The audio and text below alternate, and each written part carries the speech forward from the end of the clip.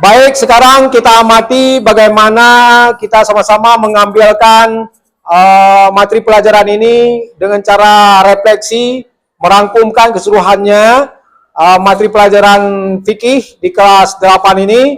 Moga-moga nanti bermanfaat dalam kehidupan kita sehari-hari, karena pelajaran fikih itu wajib kita tuntut dan kita implementasikan dalam kehidupan, dan juga kita bisa menghadapi ujian nantinya. Jadi nanti akan diambil intisarinya oleh teman kalian dan saya akan mempertegaskannya. Baik, silakan.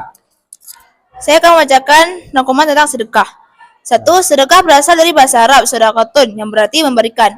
Sedangkan menurut istilah, sedekah atau sedekah adalah pemberian sesuatu kepada seseorang yang membutuhkan, semata-mata hanya mengharap ridha Allah Subhanahu wa taala. Hukum asalnya adalah sunnah muakkad. Yang kedua, rukun syara sedekah antara lain. Yang pertama, orang yang memberi. Syaratnya orang yang memiliki benda itu dan berhak untuk menstarufkan atau membelanjakan harta.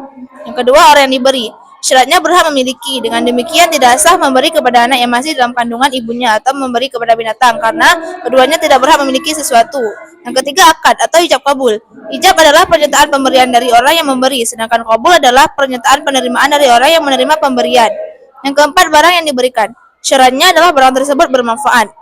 Yang ketiga, hibah. Hibah berasal dari bahasa Arab, hibatun, yang berarti pemberian. Sedangkan menurut istilah, hibah ialah pemberian sesuatu yang dilakukan oleh seseorang ketika masih hidup kepada seseorang secara cuma-cuma, tanpa mengharapkan imbalan kecuali ridha Allah Subhanahu wa taala semata.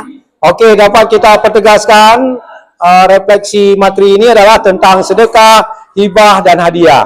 Nah, masing-masing itu ada persamaan dan ada perbedaannya. Tentunya kita membuka dulu dari segi pengertiannya. Pengertian sedekah yaitu memberikan kepada seseorang yang layak dan berhak menerimanya dengan tulus dan ikhlas, tidak ada paksaan, dan ukurannya seberapa kita ikhlaskan.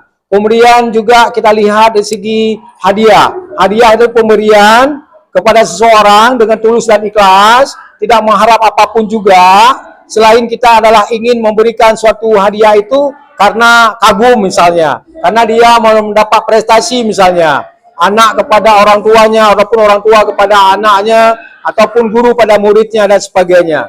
Dan juga kita lihat hibah. Hibah itu pemberiannya adalah kepada seseorang yang berhak dia memberikannya semestinya, dan juga dia adalah tulus dan ikhlas dan mengharap apapun juga, yang layak dan eloknya seperti dia membutuhkannya. Tapi terkesannya benda besar, benda berharga, yang bermanfaat, contohnya rumah misal, tanah, dan juga kendaraan misalnya, itu adalah dihibahkan.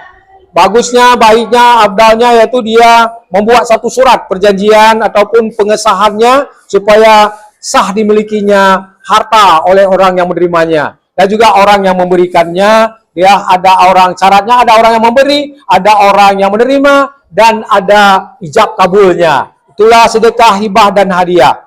Yang persamaannya barangkali di segi adalah memberikan kepada orang lain yang berhak menerimanya. Itu dulu tentang hibah, sedekah, dan hadiah. Oke.